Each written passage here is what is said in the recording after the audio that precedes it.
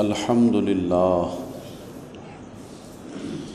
نحمده ونستعینه ونستغفره ونؤمن به ونتوکل علیہ ونعوذ باللہ من شرور انفسنا ومن سیئات اعمالنا من يهده اللہ فلا مضل له ومن يضلله فلا هادی له ونشهد أن لا إله إلا الله وحده لا شريك له ونشهد أن سيدنا ونبينا ومولانا محمدا عبده ورسوله أما بعد فأعوذ بالله من الشيطان الرجيم بسم الله الرحمن الرحيم ولا تحسبن الله غافلا عما يعمل الظالمون آمنت بالله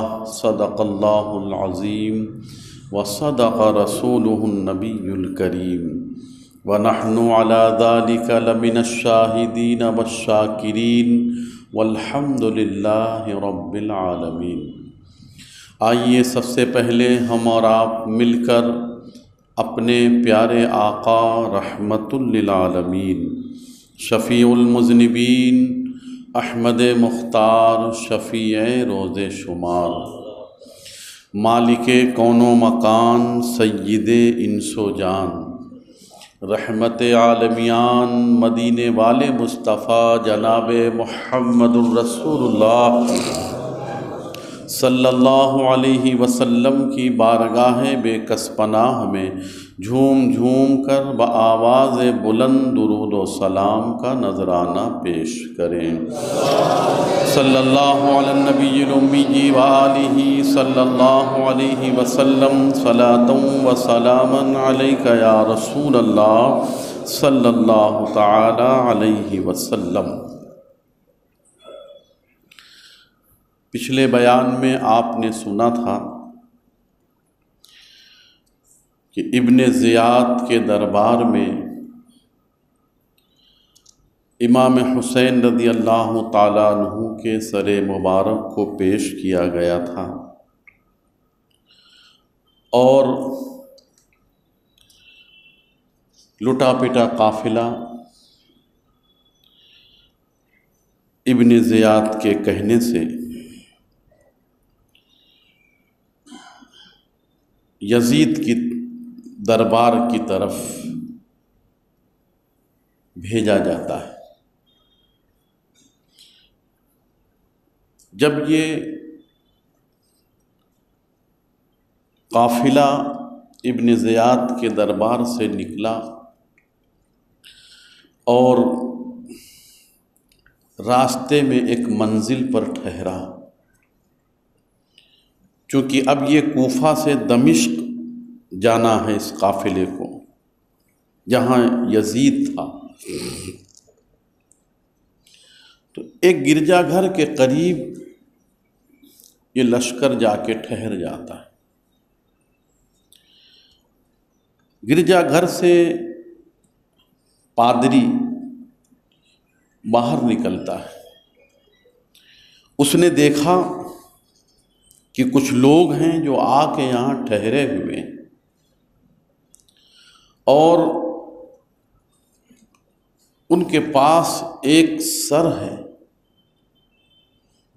حالانکہ گرجا گھر کا جو پادری تھا وہ تو عیسائی تھا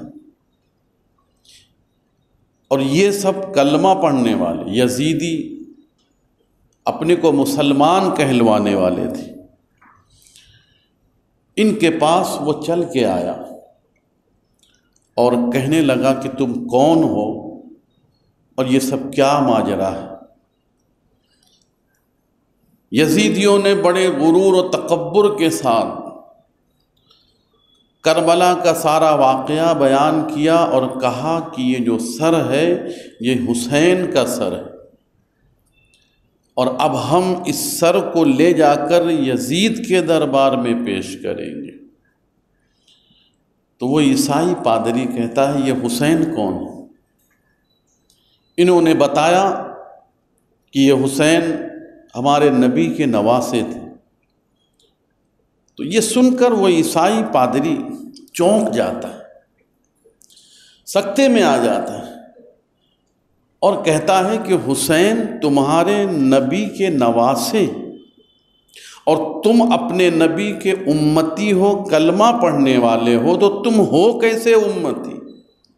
تم ہو کیسے کلمہ پڑھنے والے مسلمان کہ تم نے اپنے نبی کے نواسے کو شہید کر دیا؟ تمہیں غیرت نہیں آئی؟ اپنے نبی کے نواسے کو تم نے شہید کیا، تمہیں کوئی شرم اور حیا نہیں آئی؟ تم نے اپنے نبی کے نواسے کے سر کو تن سے جدا کر دیا ہے، تمہیں تو زمین میں دھنس کے مر جانا چاہیے غیرت سے، تمہیں تو چلو بھر پانی میں ڈوب کے مر جانا چاہیے، بجائے اس کے کہ تم اپنی شان بتا رہے ہو، اپنے فخر و غرور کا اظہار کر رہے ہو اور کہہ رہے ہو کہ ہم نے ان کو شہید کیا، ہم نے انہیں قتل کیا۔ وہ پادری بڑا غضبناک ہو جاتا ہے، اس سے یہ لوگ توجہ نہیں دیتے ہیں اس کی بات پر۔ عیسائی پادری کہتا ہے ایسا کرو کہ یہ جو سر تمہارے پاس ہے، تم رات بھر یہاں ٹھہرنے والے ہو تو تم رات بھر بھلے یہاں ٹھہرو، لیکن یہ سر ایک رات کے لیے مجھے دے دو، میں میرے پاس رکھ لیتا ہوں۔ انہوں نے کہا ایسے نہیں دیں گے۔ کہا پھر کیسے دو گے؟ کہا کچھ پیسے دو ہم۔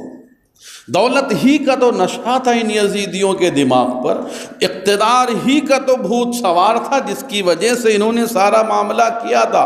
کہا درہم اور دینار چاہیے، مال چاہیے، مال دو گے تو ہم یہ سر تمہیں ایک رات کے لیے دیں گے۔ کہا کتنے درہم چاہیے؟ کہا 10,000 درہم۔ وہ عیسائی پادری 10,000 چاندی کے سکے انہیں نکال کر دے دیتا ہے اور کہتا ہے یہ سر مجھے رات بھر کے لیے دے دو۔ وہ لوگ 10,000 درہم پا کر خوش ہو گئے اور پھر وہیں انہوں نے جو ہے تو دنیا بھر کے خرافات کرنا شروع کر دیے اور رات بڑی ہی بدتمیزی اور اس کے ساتھ انہوں نے گزاری۔ عیسائی پادری سر کو لے کر اپنے گھر میں جاتا ہے اور وہاں اس پر جتنی بھی دھول لگی ہوئی تھی، خاک کربلا جو جمی تھی داڑھی مبارک پر، چہرے مبارکہ پر، اس عیسائی پادری نے بڑے ادب و احترام کے ساتھ وہ ساری دھول صاف کی، ساری مٹی صاف کی اور سارے چہرے کو اس نے بالکل صاف اور کلیئر کر دیا اور اس میں عطر لگا کر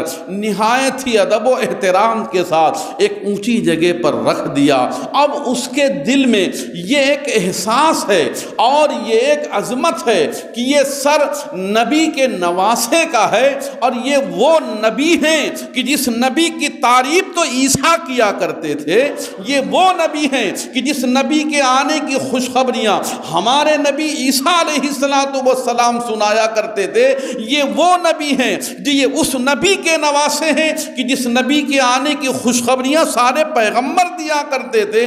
تو جب نبی اتنے اونچے ہیں اور اتنے اعلیٰ شان کے مالک ہیں تو ان کے نواسے بھی اعلیٰ شان کے مالک ہوں گے، ان کے نواسے بھی بڑے اونچی شان کے مالک ہوں گے۔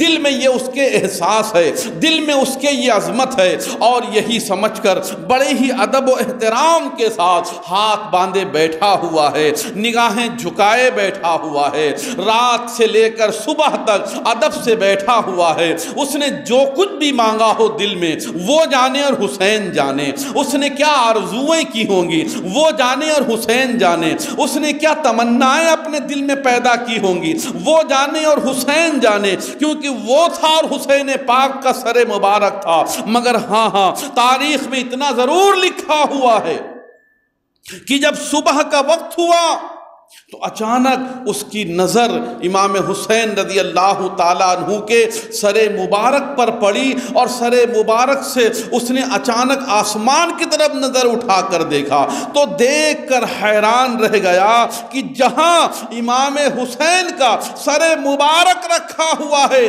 وہاں سے لے کر آسمان تک نور کا سلسلہ جاری ہے، نور کی برسات برس رہی ہے، سارا گھر نور سے روشن و منور ہو چکا ہے اور اسی نور کی چھینٹیں اس عیسائی پادری کے دل پر پڑتی ہیں، اس کے دل کی دنیا بدل جاتی ہے۔ جب سر لے کر آیا تھا تو عیسائی تھا، اب سر دینے جا رہا ہے تو عاشق حسین بن کے جا رہا ہے۔ سر دینے جا رہا ہے تو مسلمان ہو کے جا رہا ہے، سر دینے جا رہا ہے تو نبی پاک کا دیوانہ بن کے جا رہا ہے، کربلا والوں کا عاشق بن کے جا رہا ہے۔ ایک سر مبارک کی یہ ادنا سی کرامت تھی کہ ایک عیسائی پادری کے دل کی دنیا بدل گئی۔ ارے حسین اگر کربلا میں کرامت دکھانے پر آتے تو نہ جانے کون سا انقلاب آ جاتا، مگر کربلا امتحان گاہ تھی، کربلا کا میدان امتحان دینے کا موقع تھا، وہاں کرامت دکھانے کا موقع نہیں تھا۔ اس لیے امام حسین نے وہاں کرامتیں نہیں دکھائی ہیں، بلکہ آپ نے امتحان میں باقاعدہ اپنا بہترین محنت و مشقت کے ساتھ وہاں کامیابی حاصل کی ہے۔ تب جا کے حضرت امام حسین رضی اللہ تعالیٰ عنہ کا نام آج تک دنیا میں روشن ہے اور صبح قیامت تک روشن رہنے والا ہے۔ حضرت امام حسین رضی اللہ تعالیٰ عنہ نے کرامت نہیں وہاں دکھانے گئے تھے، ورنہ تو نہ جانے کیا سے کیا انقلاب آ جاتا۔ وہ امتحان گاہ تھی، آپ امتحان دینے کے لیے گئے تھے۔ حضرت سیدنا امام حسین رضی اللہ تعالیٰ عنہ کے سر مبارک کو دے دیا، دل نہیں چاہتا تھا مگر دینا پڑ گیا۔ تاریخ میں لکھا ہوا ہے وہ 10,000 درہم جو دیا تھا، انہوں نے یزیدیوں نے کہا کہ چلو کچھ دوسری منزل پر جب رکیں گے تو ہم جتنے لوگ ہیں آپس میں بانٹ لیں گے، آپس میں بانٹ لیں گے۔ جب دوسری منزل پر اترے اور جب بانٹنے کے لیے تھیلی کھولی تو اللہ کے مشیت دیکھیے، وہ سارے چاندی کے سکے مٹی کے ٹھیکرے ہو گئے تھے، اور اس کے اوپر ایک طرف یہی آیت لکھی ہوئی تھی وَلَا تَحْسَبَنَّ اللَّهَ غَافِلًا عَمَّا يَعْمَلُ الظَّالِمُونَ، اور دوسرے سکے کے پہلو پر یہ لکھا ہوا تھا وَسَيَعْلَمُ الَّذِينَ ظَلَمُوا أَيَّ مُنْقَلَبٍ يَنْقَلِبُونَ، یعنی ان سکے جو مٹی کے ٹھیکرے ہو گئے تھے اس کے دونوں طرف جو آیتیں لکھ دی گئی تھیں، ان سے یہ پیغام دیا جا رہا تھا کہ تم ظالم ہو اور ظالموں کا انجام بہت برا ہونے والا ہے۔ گویا کہ رب کریم انہیں بتا رہا ہے کہ تم نے جو ظلم کیا ہے یہ ایسا ظلم ہے کہ جو رہتی دنیا تک رہے گا، اور اس ظلم کا انجام بہت برا ہوگا اور ظالموں کا انجام بہت برا ہوگا۔ یہ اس پر لکھا ہوا تھا۔ اب اس کے بعد یہ قافلہ وہاں سے آگے بڑھتا ہوا اور پہنچ جاتا ہے یزید کے شہر میں۔ تو جیسے احمد آباد میں چاروں طرف دروازے ہیں، اس طریقے سے وہاں بھی شہر کے چاروں طرف دروازے تھے۔ ایک صحابی رسول حضرت سہل رضی اللہ تعالیٰ، حضرت سہل رضی اللہ تعالیٰ عنہ، یہ وہاں پر آئے تھے تجارت کی نیت سے، یزید کے شہر میں آئے تھے تجارت کی نیت سے۔ جب آپ وہاں پہنچے تو آپ نے کیا دیکھا کہ سارے شہر میں ہر طرف خوشیاں ہی خوشیاں ہیں، ڈول تاشے بجائے جا رہے ہیں، لوگ خوشی کے مارے دیوانے ہوئے جا رہے ہیں۔ حضرت سہل رضی اللہ تعالیٰ عنہ کہتے ہیں مجھے بڑی حیرت ہوئی، کیا بات ہے آج یزید کے شہر میں اتنی خوشی کیوں ہو رہی ہے؟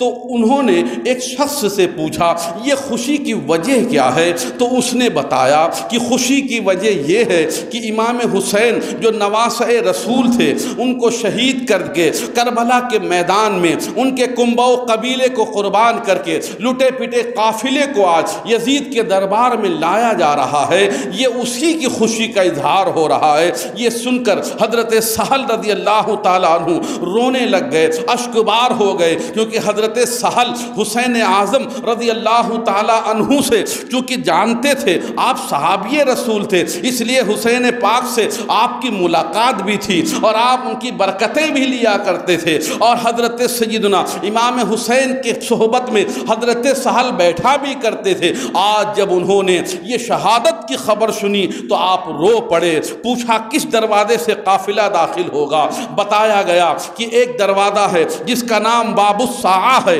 باب الساعت سے قافلہ داخل ہوگا۔ حضرت سہل جا کے دروازے کے پاس کھڑے ہو گئے۔ اب تاریخ میں ایک انوکھی بات لکھی ہوئی ہے۔ پیارے اسلامی بھائیوں، یہ بات جو میں آپ کو بتانے جا رہا ہوں، آپ اس کو دل کے کانوں سے سنیے گا اور پھر سوچئے گا کہ آج ہمارا حال کیا ہے۔ تاریخ میں لکھا ہوا ہے، حضرت سہل رضی اللہ تعالیٰ عنہ ایک کنارے کھڑے رو رہے تھے، اتنے میں حضرت سکینہ رضی اللہ تعالیٰ عنہ جو امام حسین کی ننھی بیٹی ہیں، انہوں نے کیا دیکھا کہ سارے لوگ تو خوشی منا رہے ہیں، سب کے چہرے خوشی سے پھولے نہیں سما رہے ہیں، مگر ایک شخص ہے جو رو رہا ہے۔ حضرت سکینہ رضی اللہ تعالیٰ عنہ جب روتے ہوئے شخص کو دیکھتی ہیں تو آپ انہیں اپنے قریب بلاتی ہیں اور بلانے کے بعد فرماتی ہیں کیا بات ہے، آپ کیوں رو رہے ہیں، سارے تو خوشی منا رہے ہیں۔ حضرت سہل رضی اللہ تعالیٰ عنہ نے بتایا میں دراصل صحابی رسول ہوں، میں مدینے سے یہاں تجارت کے لیے آیا تھا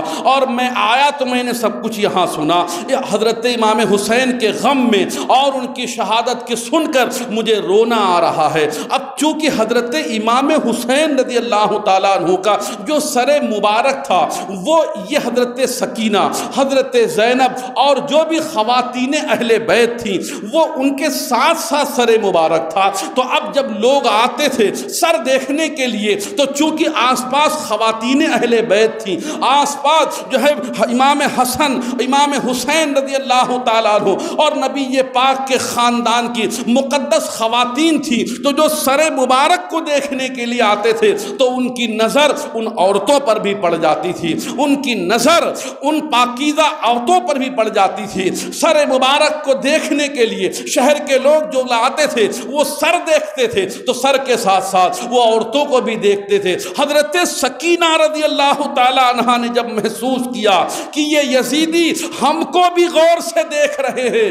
تو آپ کو گوارا نہ ہوا کہ کوئی پرایا مرد ہم کو دیکھے، کوئی غیرت مند مرد ہم کو دیکھے، یہ ہم کو گوارا نہیں ہے۔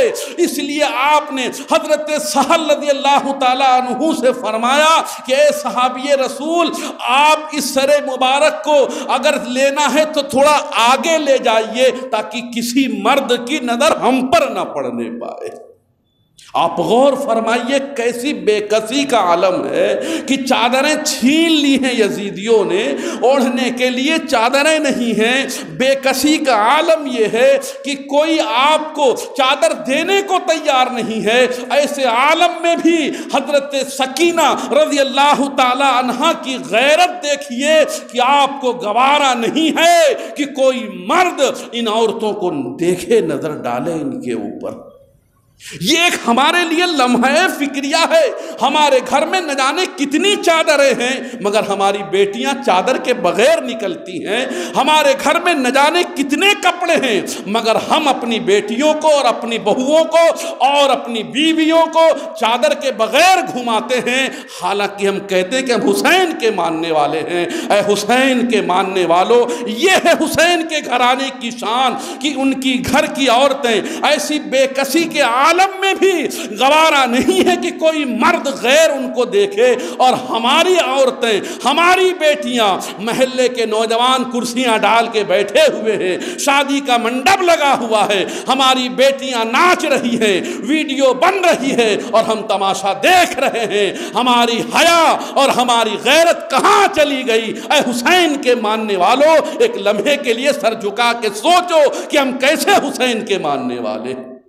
یہ حسین پاک رضی اللہ تعالیٰ عنہ کی تعلیم تھی اپنے گھر والوں کو، اپنی بہو بیٹیوں کو، کہ پردہ اور حیا اور شرم یہ اسلام کی ایک بہترین تعلیم ہے اور عورتوں کا زیور ہے۔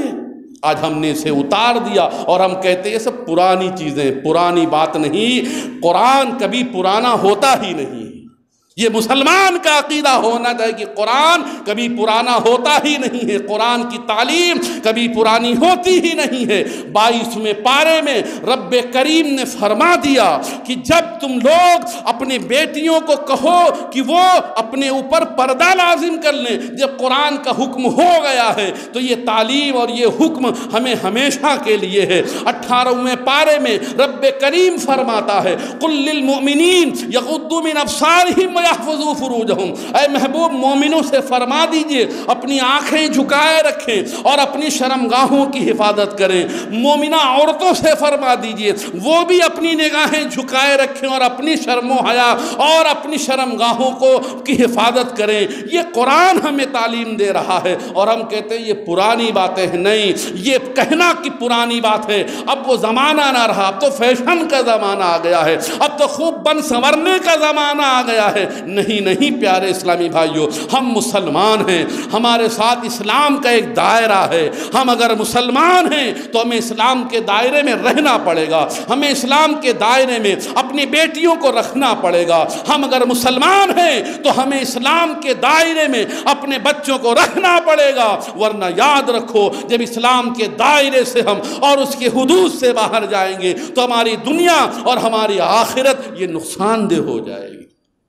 اس لیے آپ اپنی بیٹیوں کو حیا کی تعلیم دیجئے، اپنی بیٹیوں کو پردے کی تعلیم دیجئے، اپنی بیٹیوں کو حیا کی تعلیم دیجئے۔ کتنا پیارا شعر امیر اہل سنت نے کہا ہے، بے بسی میں بھی حیا باقی رہی، بے بسی میں بھی حیا باقی رہی، بے بسی میں بھی حیا باقی رہی، سب حسینی پردہ داروں کو سلام، سب حسینی پردہ داروں کو سلام، سب حسینی پردہ داروں کو سلام۔ بے بسی میں بھی جب حیا باقی ہے تو گھروں میں ان کی کیا حیا ہوگی، اور شرم و حیا کی کیا معراج ہوگی جب وہ اپنے گھروں میں رہتے ہوں گے۔ اس لیے ہم تمام اسلامی بھائی اور ہم تمام جو ہے جتنے بھی عاشقان اہل بیت یہاں جمع ہیں، عاشقان صحابہ جمع ہیں، ہم اپنے گھر کا ماحول دینی ماحول بنائیں، ہم اپنے گھروں کا ماحول مذہبی ماحول بنائیں، اور ہم خود بھی نیک بنیں، اپنے بچوں اور اپنی بیٹیوں کو بھی ہم حیا اور قرآن کی تعلیم دیں۔ یہی سبق ہمیں کربلا والے دینے کے لیے کربلا میں آئے، اور اسی سبق کے لیے انہوں نے اپنا سب کچھ لٹا دیا۔ امام حسین رضی اللہ تعالیٰ عنہ کے سر مبارک کو یزید کے دربار میں پیش کیا گیا۔ یزید نے وہی کیا جو ابن زیاد نے اپنے دربار میں سر حسین کے ساتھ کیا تھا۔ یزید نے امام حسین کے سر مبارک پہ چھڑی ماری اور کہا، حسین اگر تم میرے سامنے ہوتے تو ہم کچھ بیٹھ کر اس مسئلے کو حل کر لیتے، لیکن اب کیا ہوا، جو ہوا سو ہو گیا۔ یہ کہنے کے بعد امام زین العابدین رضی اللہ تعالیٰ عنہ جو امام حسین کے بیٹے ہیں اور عابد بیمار کے لقب سے جو مشہور ہیں، حضرت امام زین العابدین کو یزید بلاتا ہے اور کہتا ہے کہ اے امام زین العابدین، جو ہوا اسے بھول جاؤ اور ہم تمہیں مدینے بھیج دیتے ہیں، فکر نہیں کرنا، جو ہو گیا سو ہو گیا۔ تم کو جو بھی ضرورت ہوگی پیسوں کی، مال کی، کھانے پینے کی، آپ کوئی چنتا مت کرنا، جو کچھ ہوگا تم مجھے فوراً قاصد بھیج دینا، میں سب کچھ فوراً تمہارے گھر پہنچا دوں گا۔ اب تو جو ہونا تھا وہ ہو گیا، اب تمہاری پوری ذمہ داری میں لیتا ہوں۔ اے امام زین العابدین، اب تمہیں کوئی فکر کرنے کی ضرورت نہیں ہے۔ اسے معلوم نہیں تھا یزید کو، بدبخت کو، یزید پلیت کو، کہ وہ کس سے کہہ رہا ہے کہ اپنی حاجتیں مجھ سے بیان کرنا۔ ارے یہ وہ حسین والے ہیں جن کے پاس دنیا اپنی حاجتیں لے کر جایا کرتی ہے، یہ وہ امام زین العابدین ہیں، یہ کیا کسی کے سامنے ہاتھ پھیلائیں گے؟ ارے ان کے در پہ تو زمانہ ہاتھ پھیلائے کھڑا ہوتا ہے۔ یہ وہ اہل بیت کا خاندان ہے، خود کھاتے نہیں ہیں، دوسروں کو کھلا دیا کرتے ہیں۔ کتنے اعلیٰ ہیں محمد کے گھرانے والے، یہ محمد کے گھرانے والے بڑے اونچے ہیں۔ یہ کیوں کہیں گے یزید سے، وہ بھی قاتل حسین سے، کہ ہم کو کھانے کے لیے دو؟ لعنت ہو یزید کی ایسی دولت پر، اور دھتکار ہو یزید کی ایسی اقتدار پر جس نے امام حسین کی لاش پر اپنی اقتدار کی بنیاد رکھی ہے۔ اس کے لیے ہلاکت ہے، اس کے لیے لعنت ہے، اور اس کے لیے بربادی ہے۔ پیارے اسلامی بھائیوں، امام زین العابدین رضی اللہ تعالیٰ عنہ نے خاموشی سے اس کی باتیں سنی، اور پھر وہاں سے آپ روانہ ہو گئے۔ نعمان بن بشیر صحابی رسول جو تھے، ان کے ذریعے سے یزید نے اس پورے لٹے پٹے قافلے کو مدینے کی طرف روانہ کر دیا۔ آپ ایک لمحے کے لیے پھر پہلے چلے جائیے، کربلا کے واقعے سے بہت پہلے، جب امام حسین مدینے میں تھے اور مدینے سے جب آپ مکے کی طرف روانہ ہونے والے تھے، اور جب رسول پاک کے روضہ پاک پر آخری سلام کے لیے پہنچے تھے حضرت امام حسین، اس وقت آپ کے ساتھ پورا گھر تھا۔ آخری سلام لینے کے لیے جب آپ مدینے پہنچے تھے، اس وقت آپ کے گھر میں آپ کے بیٹے تھے، آپ کے بھتیجے تھے، آپ کے بھائی تھے، سارے کے سارے زندہ موجود تھے۔ جب امام حسین مدینے سے کربلا کے لیے نکلے تھے آخری سلام کہنے کے لیے، تو سب موجود تھے، لیکن جب حضرت امام زین العابدین پہنچے ہیں مدینہ منورہ اپنے نبی کی بارگاہ میں، اور جب حاضری دینے کے لیے روضہ رسول اللہ پر پہنچے ہیں، تو تصور میں لائیے کہ اب کوئی نہیں تھا، نہ حسین ساتھ میں تھے، نہ علی اصغر اور علی اکبر ساتھ میں تھے، نہ حضرت قاسم اور عباس علمبردار تھے، یہ سب کے سب شہید ہو گئے تھے۔ حضرت امام زین العابدین اور لٹا پٹا قافلہ جب روضہ رسول اللہ پر پہنچا ہوگا تو ایک لمحے کے لیے تصور میں لائیے کہ اس وقت مدینے میں کیا ماحول ہوگا، اور اس وقت مدینے میں کیسا سناٹا چھایا ہوگا۔ اس وقت جب مدینے میں یہ لٹا پٹا قافلہ ہوگا، وہاں کیسی جو ہے تو خاموشی طاری ہوگی، ایسی خاموشی اور ایسا منظر تو کوئی کیا پیش کرے جو اس وقت مدینے میں طاری تھا۔ مگر پیارے اسلامی بھائیوں، یزید نے 3 سال اور 7 مہینے حکومت کی، 3 سال اور 7 مہینے میں اس بدبخت نے جو کارنامے کیے وہ آپ کے سامنے ہیں۔ ایک تو حضرت سیدنا امام حسین کو اور خاندان اہل بیت کو شہید کیا، دوسرا کارنامہ یہ کیا مدینے پر چڑھائی کر دی اور مدینے کو ویران کر دیا، اور نہ جانے مسجد نبوی شریف میں کتنے دن تک وہاں پر گھوڑے بندھے رہے اور روضہ رسول اللہ کی بے حرمتی کرتے رہے۔ اور تیسرا کارنامہ یزید نے یہ کیا کہ خانہ کعبہ پر اس نے جو ہے تو آگ کے گولے برسا دیے، غلاف کعبہ جل گیا، اور اس کعبے کے اندر حضرت سیدنا اسماعیل علیہ السلام کے فدیے میں جو جنت سے دمبا آیا تھا، جس کی قربانی حضرت ابراہیم علیہ السلام نے کی تھی، اس کی سینگیں بھی اس خانہ کعبہ کے اندر رکھی تھیں۔ آگ کے گولے سے غلاف کعبہ جل گیا، خانہ کعبہ کی دیواریں جل گئیں، اور اس کے اندر مقدس سینگ تھے وہ بھی جل گئے۔ ایک طرف یزید کے ماننے والے یزیدی خانہ کعبہ پر آگ کے گولے برسا رہے تھے، ایک طرف یزیدی مدینہ منورہ کو تاراج کر رہے تھے اور وہاں پر قتل و غارت گری کا بازار گرم کیے ہوئے تھے، اور دوسری طرف یزید اپنے ہی گھر میں شراب کے نشے میں جو ہے اس کے سرہانے ایک ناچنے والی ناچ رہی تھی، اور اسی عالم میں اس بدبخت کا موت ہو جاتی ہے، اور اسی عالم میں یزید پلید مر کے جہنم میں چلا جاتا ہے۔ اب آپ سوچئے یزید مرا ہے تو شراب کی حالت میں مرا ہے، یزید مرا ہے تو ناچنے والی اس کے سرہانے بیٹھی ہوئی سرہانے، یزید مرا ہے تو نہ جانے کتنے اسلامی قانون کو پامال کر کے مرا ہے۔ بتاؤ ایسے کی موت کتنی بری موت ہوگی کہ جو نشے میں مرا ہو اور ناچنے والی اس کے سرہانے بیٹھی ہو، کیا اس کو رحمت اللہ علیہ کہا جا سکتا ہے؟ ہرگز نہیں کہا جا سکتا ہے۔ ہم اب بھی لعنت اللہ کہتے ہیں یزید کو، اور صبح قیامت تک لعنت اللہ کہتے رہیں گے۔ خبردار کسی وہابی اور بدبخت کی بات سن کر ایک لمحے کے لیے بھی یزید کو تصور میں بھی مت لانا کہ وہ نیک تھا اور اسے رحمت اللہ علیہ کہنا چاہیے۔ ہرگز ہرگز، توبہ توبہ، ایسا سوچنا بھی نہیں ہے، کہنا تو بہت دور کی بات ہے۔ ہم تو یزید کو لعنت اللہ کہتے اور کہتے رہیں گے۔ تو یزید کی بری موت 39 سال کی عمر میں یزید مر گیا، اور پھر اس کے بعد مر گیا تو ایسا مرا کہ قتل حسین اصل میں مرگ یزید ہے، اسلام زندہ ہوتا ہے ہر کربلا کے بعد۔ یزید بعد میں اگرچہ مرا ہے مگر وہ ہمیشہ کے لیے مرا ہے۔ حسین اگرچہ کربلا میں شہید ہوئے مگر وہ ہمیشہ کے لیے زندہ ہیں۔ جو اللہ کے لیے مرتے ہیں وہ مرتے نہیں ہیں، وہ زندہ رہتے ہیں۔